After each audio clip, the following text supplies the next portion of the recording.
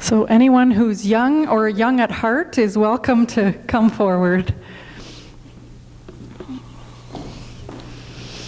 Good morning. How's everyone doing today? Good. I have a couple questions to start off. I was wondering, have you ever been in a situation that you've had to haul your water from somewhere? Like maybe camping, you have to go haul your water? No? Or sometimes I know the city does work on the roads and they cut off the water and you have to boil your water. So I don't know if you know this, but there are some communities in Canada, there's some Indigenous reserves where people have to do this every day in their homes. They don't have clean water coming out of the taps and they have to go haul their water from somewhere else. And it's a lot of work, and some of them have to do this for many years. So that's a bit of what I'm going to be talking to the grown-ups about later on. And it's not very fair that these communities don't have clean water, right? And another thing that wasn't fair was the schools that Indigenous children had to go to long ago. They had to go to schools that were very far from home. And I have a story about that I'm going to read you. It's a book called When We Were Alone. And I hope everyone can see the pictures. It's not a very big book.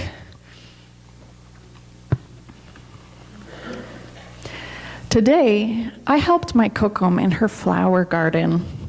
She always wears colorful clothes. It's like she dresses in rainbows. When she bent down to prune some of the flowers, I couldn't even see her because she blended in with them. Nokom, why do you wear so many colors? I asked. Nokom said, well, Nosisim.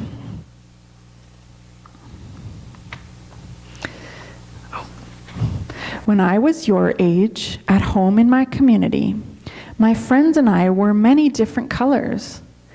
But at the school I went to, far away from home, they gave us different clothes to wear. All the children were dressed the same, and our clothes weren't colorful at all.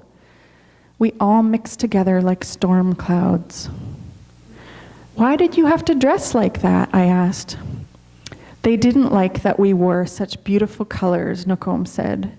They wanted us to look like everybody else. But sometimes in the fall, when we were alone, we would pile the colorful leaves all over the clothes they had given us, and we would be colorful again. And this made us happy. Now, Nokom said, I always wear the most beautiful colors. After I helped with the flowers, we went over to the back gate. There were vines covering the gate, and they reached all the way to the ground. When my kokum turned to fix the latch, I saw that her braid hung almost as low as the vines. It was like she had a tail. Nokom, why do you wear your hair so long? I asked. Nokom said, well, Nosisim. When I was your age at home in my community, my friends and I grew our hair long, just like our people have always done. It made us feel strong and proud. But at the school I went to, far away from home, they cut off all our hair. Our strands of hair mixed together on the ground like blades of dead grass. Why did you have to wear your hair like that? I asked. They didn't like that we were proud, Nokom said. They wanted us to be like everybody else. But sometimes in the spring, when we were alone and the grass had grown so long, we would pick the blades from the ground and we would braid them into the short hair they had given us. And then we would have long hair again. And this made us happy. Now, Nokom said, I always wear my hair very long. After my kokum had fixed the latch, I followed her to the birdhouse. There was a bird flying through the air like a jingle dress dancer.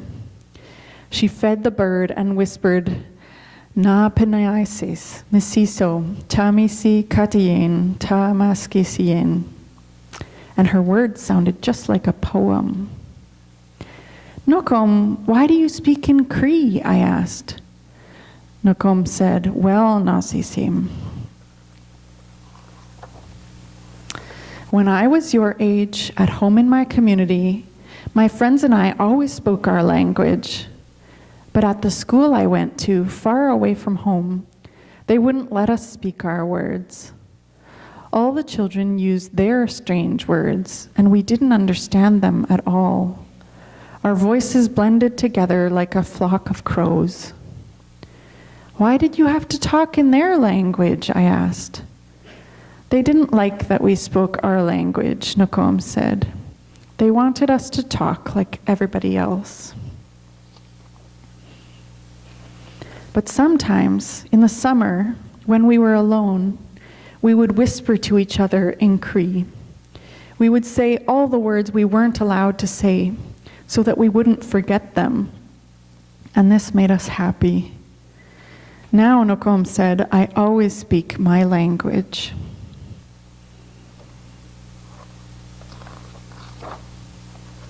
After our gardening work was done, I sat with my kokom in the backyard. Her brother came over and sat with us.